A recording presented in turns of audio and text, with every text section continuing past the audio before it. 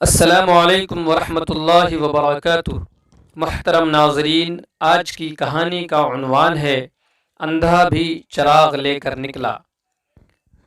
ایک اندھا تھا، اپنے سر کے اوپر پانی کا گھڑا رکھ کر جا رہا تھا۔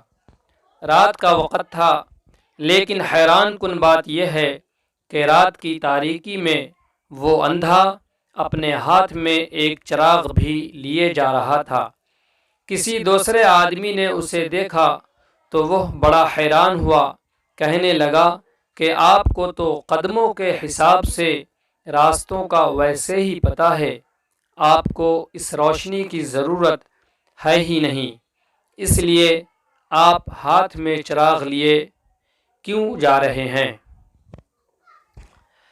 وہ اندھا کہنے لگا کہ آپ نے سچ کہا، مجھے واقعی چراغ کی ضرورت نہیں ہے، کیونکہ میں راستہ اپنے قدموں سے اتنے ناپے ہوئے ہیں کہ میں قدموں سے پہچان کر سیدھا منزل پر پہنچ جاؤں گا۔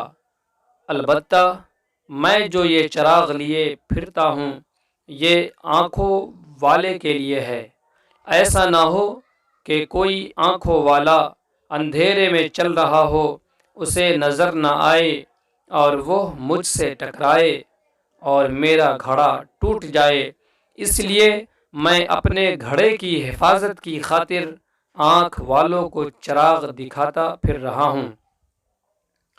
محترم ناظرین، ہمیں بھی چاہیے کہ ہم اپنی قیمتی متاع یعنی ایمان کی حفاظت کریں، چراغ معرفت حاصل کریں، تاکہ نفس، شیطان اور معاصی ہم سے نہ ٹکرائیں اور ہم محفوظ رہیں۔